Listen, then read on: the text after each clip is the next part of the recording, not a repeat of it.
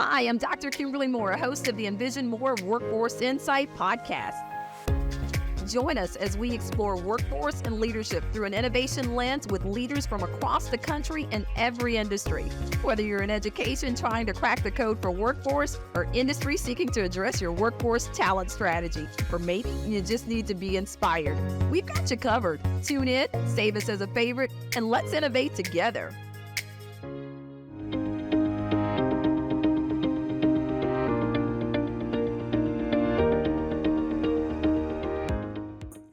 Thank you so much for joining us again for another episode of Workforce Insights Podcast. This podcast is being brought to you by Envision More Consulting Group, where we bring your bold visions to life.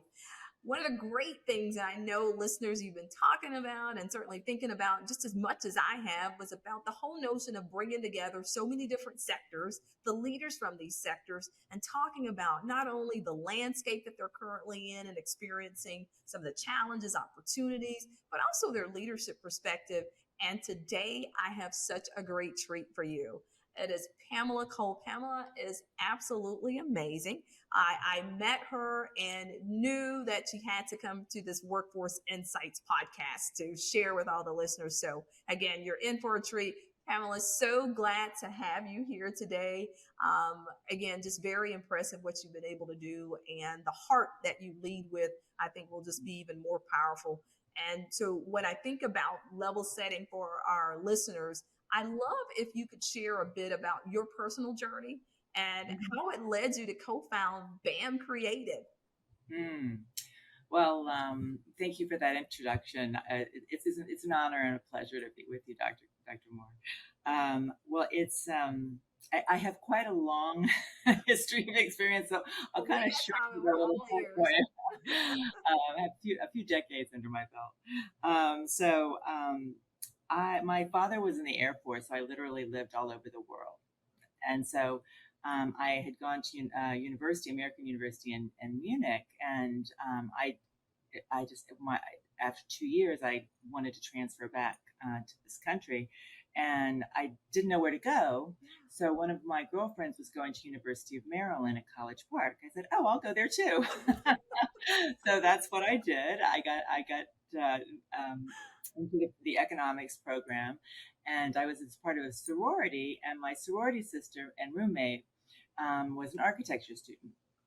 And so she would come home very late at night and walking across campus at 2-3 o'clock. It's a big campus, and so I was worried about her safety. So I said, I'll go to the architecture studio with you and study, and then we'll walk home together.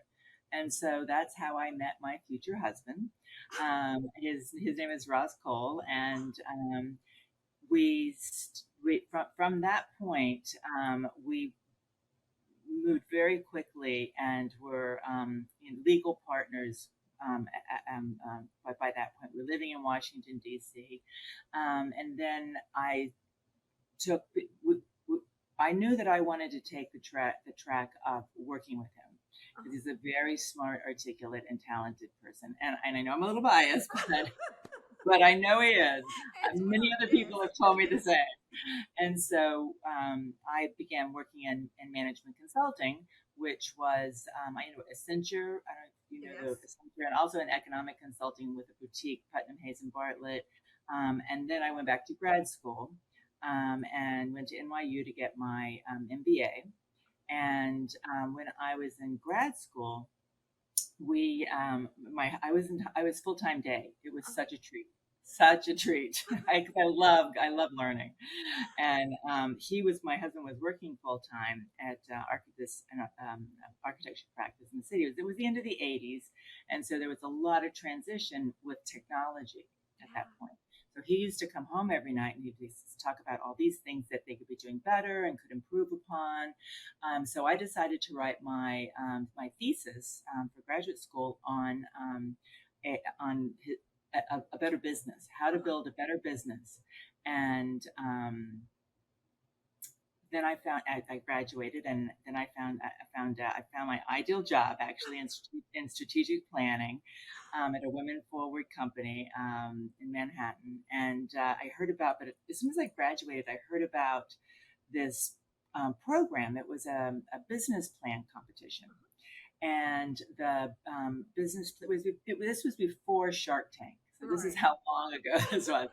It was before Shark Tank, and what it was is you submitted your business plan, and if you were shortlisted, you came in to have an interview. And so, like long story short, we won the competition, and it came with unfettered seed money. So there were no strings attached. We got cash, a check. It was wonderful, and we started the business together. So that's That's how. amazing. In the beginning, we did it. We started in a different way, but eventually we got to where we are today. But that's the short story. I love that story in so many different ways because again, even how you found your passion. So sometimes when we think it's these innocent things, you're just thinking about safety for your roommate. And there you go, it ends up lighting the path for the rest of your future. I mean, it's just That's right. amazing. That's very true. Pamela, when you think about it, as a leader, and for most, when you think about BAM, actually, I'm gonna let you go back and have you just describe for our listeners about BAM Creative before I go into the rest of the conversation, because they really should know just how amazing this enterprise is and what your focus is. I think they'll be as just as like, wow, I want to know more as I was when I learned what you did. Oh, well, thank you. And it's my second favorite thing to talk about. As we were talking about earlier, my business is my second favorite thing to talk about. My kids are my first favorite. So I love talking about them. So picking up the story that I started a while ago, when one of the fundamentals of our business plan that we started was that the architecture practice needed to have a work within the paradigm of get the work, do the work, and run the firm. And so that's what we did. It was a three-legged stool idea. My husband is the get the work partner, or was, I should say. But don't worry, it's past tense. But this is not a sad story. So he was the get the work guy, and he's very good at articulating three-dimensional three-dimensional and spatial ideas for people in a very charismatic way. So he's very good at what he does. The do the work gentleman, is a young man named Brian Spence. At the time, he was right out of school, but we saw a lot of potential in him. And Brian runs the studio. So all work in the studio is overseen by Brian. So Brian is really one of those rare creatures that has full left brain, right brain fluidity. Yeah. So he can see this big picture. Actually, Ross said he's probably one of the best architects he knows. So he can see this big picture design, but then myopically, focus in on a tiny detail, because what gets drawn in our drawings becomes a contract. And that means that that's what the contractor has to build, is what's in our drawing. And so he's very good at getting our design built. And then the third leg of it is to run the business. And my team and I get to do what we love to do, which is to run a business, and they get to do what they love to do, which is design. So it's a love story of a way. So one of the factors that have kept us very stable over the years is that we focused from the very beginning. We've all for the last 25 years we've focused on four sectors: healthcare, life sciences, media, entertainment, and workplace. And so, for example, in the arena of healthcare, we do a lot of innovative work in hospitals.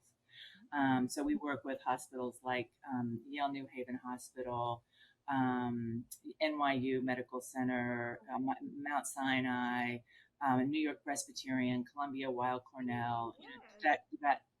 These are really cutting at the top of their game organizations. And then in the sciences area, we work with a lot of companies that are doing research to solve really complex and hard medical problems. We actually one of our clients is actually working and has funding from the federal government to validate them, and they're looking for a cure for cancer. Oh my I mean, God. this is like the big fundamental research. And then another example of it is within that science sector is we're doing space exploration. So we've been doing, it's really cool work. I mean, this is, I'm when telling I you, I tell mean, people this, they're like, my mouth is open, listeners. If you're not watching it by video, then let me tell you, my mouth is open. Yeah. no, when I tell people this, they're like jaw dropped because they're like, that's really happening. I'm like, yeah, that's really, these things are happening. So what we're doing is we're working with SpaceX and NASA, and different companies that are, for example, this one company that is shooting, that is, we're building an environment to create. We're building a factory where the scientists and the astronauts we're all getting together, and we're creating this space where they're building spaces that will be shot up on a SpaceX rocket and shot up into outer space, attached to the International Space Station, where regular human beings can live. Oh my Well, gosh. we're building housing for outer space, and these things are, and we are very far along in this project, so this is very real. Oh And this my would, goodness. at this point, it would be really for more short-term stays. So humans would only be able to stay up there for like 2 weeks, but sort of like a very exotic resort. Oh my goodness. I mean, it's like the future being brought to present, and you all are leading the charge on that. I mean, again, such an amazing kind of workspace. And I love the BAM creative. You all are really creative and cutting edge. Yeah, Wow. it's a lot of really different people. We have our group of people. The people within BAM are diverse in so many ways, way beyond gender or orientation or size or anything like that. But they are unique in their design perspective and their ability to think and communicate and speak and create. There's just a huge diversity of people within our group that I'm really very proud of. That there's such great people, and part of it is that they're really warm, loving people that want to help each other, and so that creates there's it creates this culture which I'm particularly proud of, where people can flourish, and not even flourish, but like excel. Yeah. I feel very, very, very privileged. As you should, because listeners, how I met Pam, we are actually on an advisory council together for Myers Briggs. It's the Innovation Council of all things, right? Innovation. And hearing about the passion that she had for her workforce, her family. I mean, in essence, it's her family. And it just was, I was just so captivated by that. And I knew that it really did deserve a larger platform, that other people needed to talk about that, because we all talk about community and culture and sense of belonging, but really hearing how it was being carried out, and that it was actually a thing, that it was really working, and that it was really supporting people. Oh my gosh. So I know that you're going to hear more. I'm not going to steal any of her thunder on that, but just know that that was the reason why. I mean, just so passionate. This is not just for the podcast. This is who she is, and this is what she brings to the table, and that's just her energy. So, Pamela, when we think about, as a leader in a non-traditional field, what unique challenges have you faced, and how have you overcome them? Some of the biggest challenges that we're facing right now is this move to remote work. Yeah. That's been a really big challenge for us because our culture, as I was saying, is so was for 22 years was firmly integrated in the people, in the Yeah. flesh, all of us working together as humans. The we began to explore and how to solve that problem, because it's a really complex and difficult problem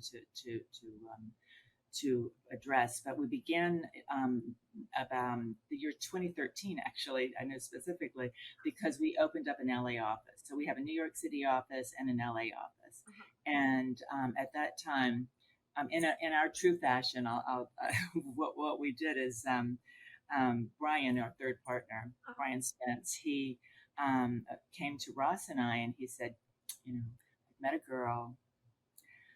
She we want to have a family, and she wants to be near her family in California, in LA. when we have children. So I'm giving you the 5 year preparation. So we figure we'll have a baby in like 2 years.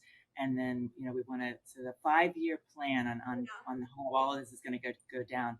And so for Ross and I looked at each other and he said, you know what we have to do? And I said, yeah. And he said, we have to open an LA office now, because he was planning it for us as if was going to have to leave the firm, and we're Yeah. like, no, we're not leaving you.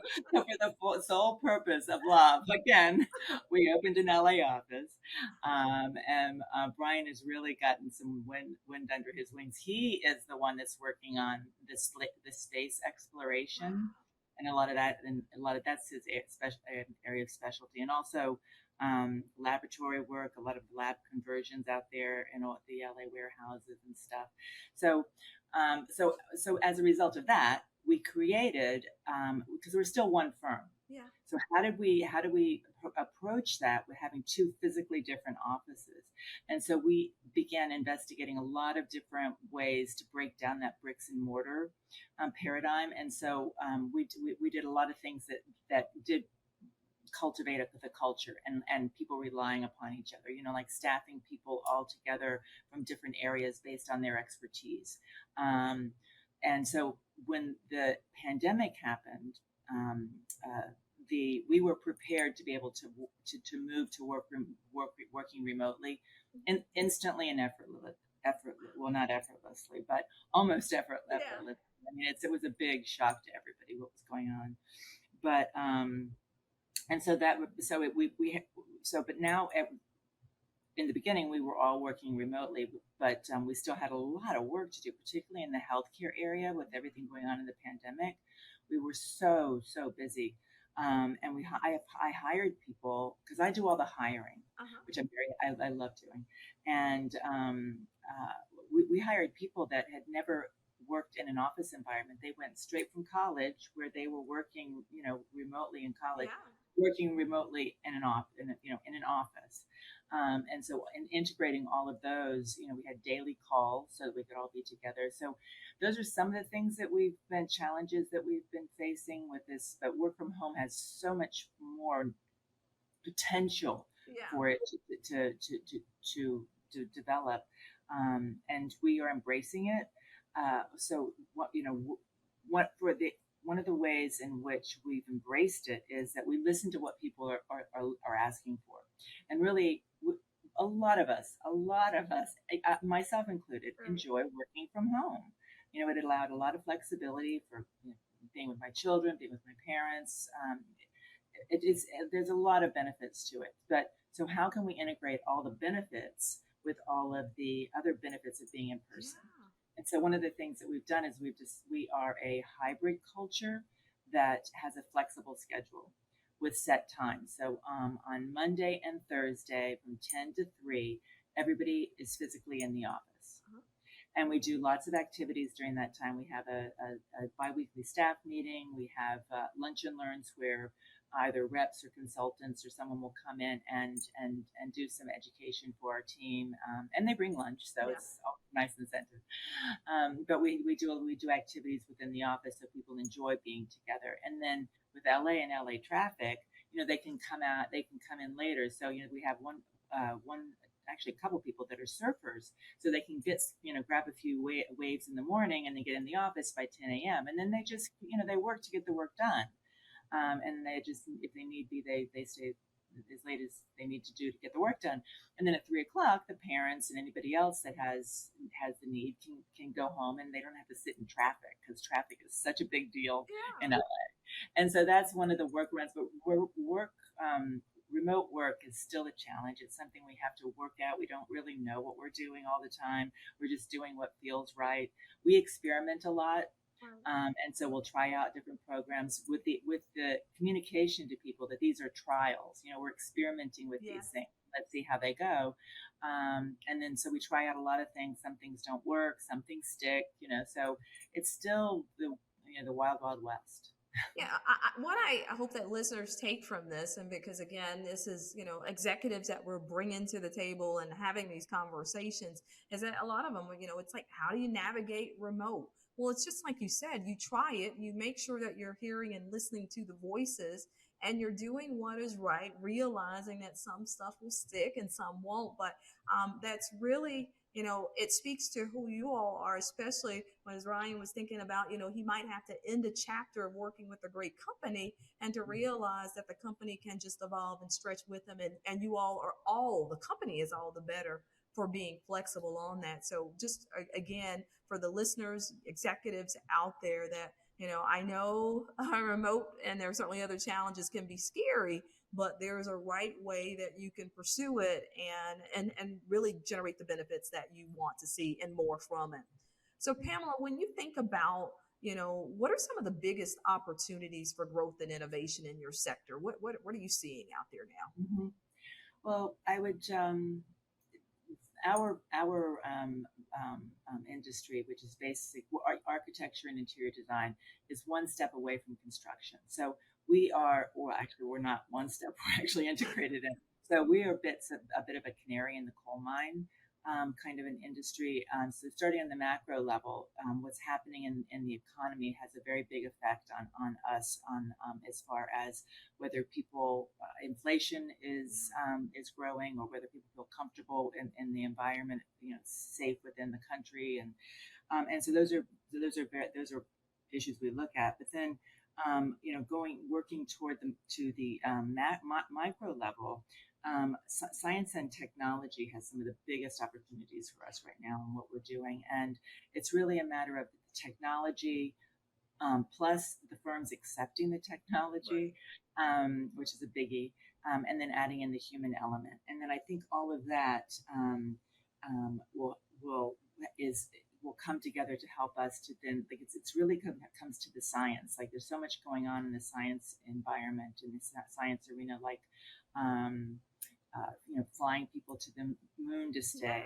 And I think there's a lot of, and then from those kinds of things, I know they sound outlandish and they really are wild Well, in I my don't think imagination. anything's outlandish now that you've But told me that you're, building housing for like the outer space. So nothing's going to be outlandish for this conversation. and so, but my with those opportunities that come up for the greater country is that the ancillary businesses, the adjacent industries around where all this federal money is going, and a lot of private money also. But it's those ancillary areas that then begin trickling out and begin building. I mean, that's how the internet was discovered, was because the DoD invested some money, Department of Defense invested some money into the industry. So I really think that science and technology has tremendous opportunities for us to grow in the future if we accept it. Well, when you think about technology for that matter, and of course, AI is certainly one of those top ones now. How are you all leveraging technology in your work? Is AI a thing for your space at all? Um, AI is AI helps us not with our, does not help us with our core fundamental of what we do, because what we do is so unique. You can't plug in these different factors and say, okay, now do create a surgery environment that's never been created before. And that's one of the things that we did with, for example, with Yale New Haven Hospital. We created hybrid operating rooms, which is what that is. Okay, and then this was actually, we were the one that it was never been done in this country before. Oh my gosh. And so one of the doctors at Yale, when Russ, my partner, was up there working on some of the projects, he said, do you have a minute? And I said, sure. He said, we have this idea that's never been done before, but we'd like to do it with you. And Ross is like, I told him about it and everything, and he says, well, but why did you come and think I could help you out and do this? He said, well, it's never been done before, so we wanted to pick somebody we have a really deep trust relationship with. So we really trust you, and you're really smart. So that's in fact what we did. These are what they are is operating rooms for doctors, and the patient can come into the operating room, so and they're awake, and they come into a room that looks like a spa. It has multiple colors around the edge of the room. It has the patterns on the floor. They can choose the patterns, the colors. They can choose the music. They are very relaxed. And the walls are frosted glass walls. It's all just like very spa like. Then the doctor will do some exploratory surgery, and while the patient is still awake, and they can make a decision that they've already talked about, but they can make a decision to go into full surgery and actually have an operations. So without moving the patient, they're put under full anesthesia. The room transforms. The walls turn inside out. The bright lights come on, and the surgical crew all comes in and creates this sterile environment where they can do a full anesthesia operation. And it's absolutely amazing It's because absolutely amazing. And again, listeners, I hate to be a broken record about mouth dropping and just wow that all of this is going on. But again, you understand why I definitely had to have Pamela here today. But you know what, Dr. Moore, one of the things that I thought was really exciting is that the nurses have discovered that the nurses and the anesthesiologist had discovered that the patients need less anesthesia because they're more calm when they come in there.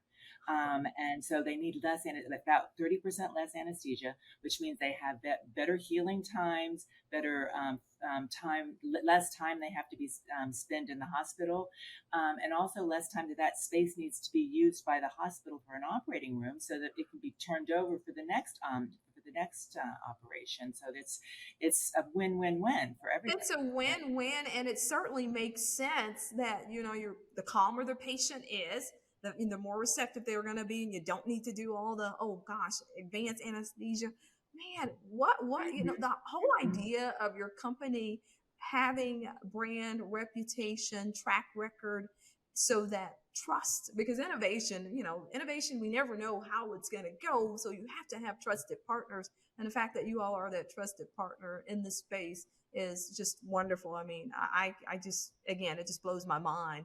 And I guess, when you think about this, from a workforce perspective, what are some of the key workforce needs that BAM Creative prioritizes, and how do you address them? And I ask that because, again, you're doing cutting edge things that you got to have the right people. And I know you're all about people. And now I know you're not just culture, you're also with the onboarding and selection. So what are the things that you all look for and prioritize? Dr. Moran, I think I actually attribute it to one of my our project managers, but he said I thought of it. But anyway, I say that we're people working with people, working for people. We just happen to do great design. And so that's really, we are in the people business. And so we focus on that. Designers and people that are very innovative and creative need to have balance in their life. So what I call work-life integration is seamless with BAM. So it's not work-life balance; it's work-life integration. So if you need to go take care of your elderly mother because she needs to go to the doctor, you just say so. I'm going out to do this, there's no guilt around it. And so we bake that into our culture so that people feel supported, so that they can take that. So other people will then step in and be able to help them out. We also are very, very diligent about only working a 40-hour work week for our people. I mean, plus or minus, there are projects that have deadlines, and yes, the midnight oil is burned. But we monitor overtime so that people don't work too much overtime. And if they work too much time, then we want to find out why. Is it they're trying out something new that they're learning, and so there's a learning curve here, or is it the scope of the work changed, and they're just trying to get it done for the client, because we're very much we're high service with our clients, and so that's also a very important part of keeping that balance for people, particularly the most recent generations that are coming through. Excuse me. There's also a very much an apprentice culture. So it's one of the things I tell, and I've hired everybody that's worked here, except one, Brian. Ross Yeah. is the one that found Brian. But um, one of the things that I tell people is that we work as a team. We are one firm, and we got your back, and you got our back. And that's very important for people to feel the trust. And what I mean by that is that we believe that you are smart, that you've taken all the precautions that are necessary, you've done the research, you've done your homework, you've spoken with the experts, and you've made a decision. So there's a lot of independence. Right. You've made a decision, and no matter what comes out of that decision, we will stand behind you. Oh my God. So people are very comfortable being curious and trying new things, and that also that helps for people then to feel trusted in a culture. And then I know they're going to do the same thing for me if I do something that I've covered my bases on, but then maybe kind of doesn't go quite right. And then we celebrate those stumbles. Oh my So God. those stumbles, what we do is we call them lessons learned. Yes. And so rather than sort of these things that are maybe like were a mistake or something that we did, we don't sweep them under the carpet and put them away. We actually celebrate them. And every 2 weeks in our staff meeting, there's a different person in our office that leads the staff meeting, and they have to share a lesson learned, Yeah. something where they stumbled, made a mistake, what they learned from it, and now they're sharing the knowledge. And so we celebrate those people, and we'll say, "Oh, that's a really good one. That was a really good mistake you made." I love that because this is rarely what you hear, regardless of the sector. And that's why I think, again, with Workforce Insights, it will benefit all of the sectors to have these conversations because why? We're working with people. And the whole idea of celebrating learning, Hmm. it's not a failure, it's learning, and we're learning together. And it's a culture that, you know what, we believe that you put your best foot forward and this Hmm. is what happened, but you put your best foot forward. And so how do we go and grow from that? So again, just so many highlights that I see, not only from our past conversation, but just how leaders can approach innovation. Because again, innovation is scary, but if you set the right, I guess the culture, making sure that that's in place and making sure that it's something that's not just said, but actually lived out and believed and trusted. I mean, you can have amazing results. And I also love the fact that you had your different team member actually lead the meetings Yes. every other week. Yeah, I mean, it just really does elevate everybody with this equal status that everybody's important. You can bring something to the table. Oh, one of the stories I like to tell people Sure. is that some of the best ideas can come from an intern. Just because the principal's talking doesn't necessarily mean they have the best idea. It could be coming from an intern. So everybody listens to everybody, and then and all inputs are taken of equal value and investigated. So we always are staying curious, and I think, and we encourage that curiosity by training. Training, people love training, and so we give people what they love, and they like to learn and grow. That's just we're my team, that we're all very curious people. We're open minded, curious people, and so learning is very important. So that's we do it on a regular basis, and most recently we've had a couple of all day, 2 day training events where everybody was flown together. So we all flew out to LA because they had better weather. Um, and so we all flew out to LA for 2 days, and then we had another one, and then we all flew out to LA together, and the whole office, and that was a really strong bonding experience because even though we many of us have worked together shoulder to Right. shoulder because people can move between the offices, like relocate, but just and reinforcing it, and getting together and not having distractions. Right. Like right now, my phone's beeping. I have emails that are coming in. In my head I have 59 things I need to get to, but not having those distractions of being in a space together with other humans and not having distractions is really strongly bonding. Making sure that everyone's present and you all are all doing it together. I just love that. What and I know it's probably going to be very difficult for you to do, but could you highlight a project that you are particularly proud of And explain why that project stands out, because again, you've talked, there's so many different spaces and places that you all are touching, but is there one that just stands out and you're like, yes, it was amazing, I'm extremely proud of it, and this is why? You know, Dr. Moore, I was thinking it because I remember you had asked me Yeah. some that to think about a couple projects that are things of highlights, and I was thinking about the the SpaceX and those companies and the hybrid operating room and all of that, and then but I think that the one that I would actually want to talk about that means so much to me is um, what gets me out of bed every day is our work in the healthcare industry and hospitals.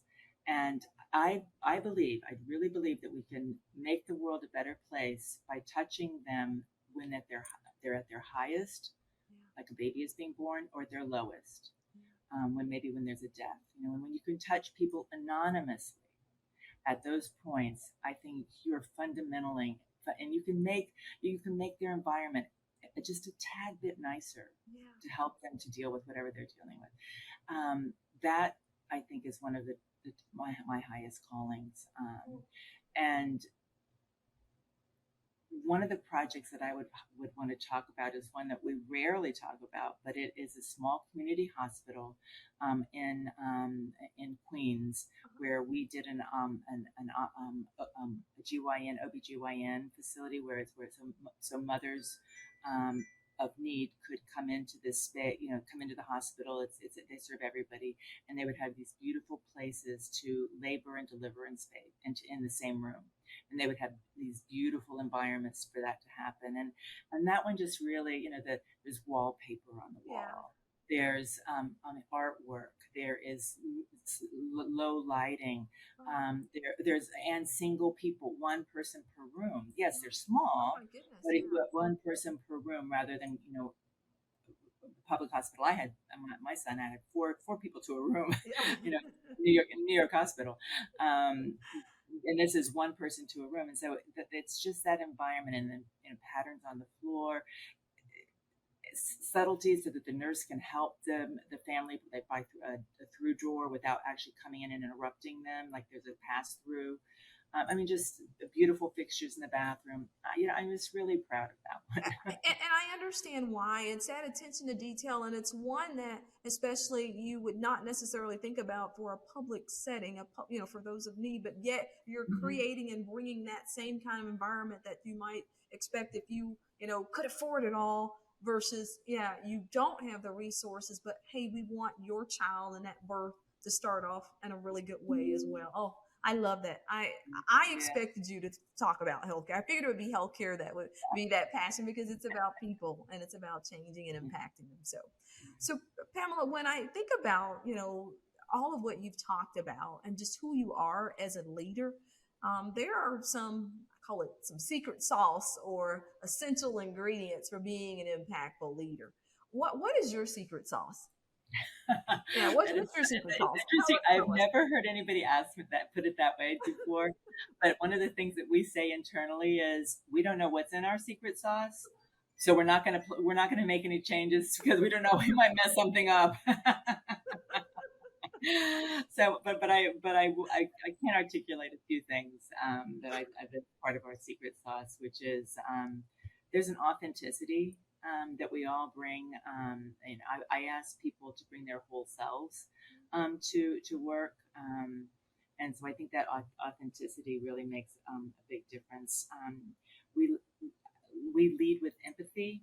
The way I lead and the way that my project managers and the other two principals, we and we also have that we seek out we seek out clients Yes. who also have that kind of empathetic soul Yeah. that they bring to their work, and so that combined with working on communication skills, because it's a constant work in progress, and fostering it not only within myself but also with everybody within the office, is how do we all communicate. Right. Like, I think those are probably some of our ingredients.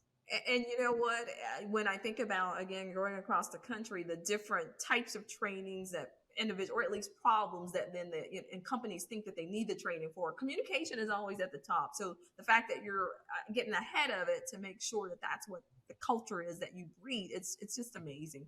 What do you, and I know we talked about that, about the positive culture. I didn't necessarily ask you a question about it, but everything that you've talked about speaks to how, maintaining a positive culture. Is there anything that you haven't talked about that, again, with the complexities and the demands that come with your industry and the different client projects, is there anything else that comes to mind about really not only expressing that you want a positive culture, but really maintaining it, that our listeners, our executives need to be thinking about?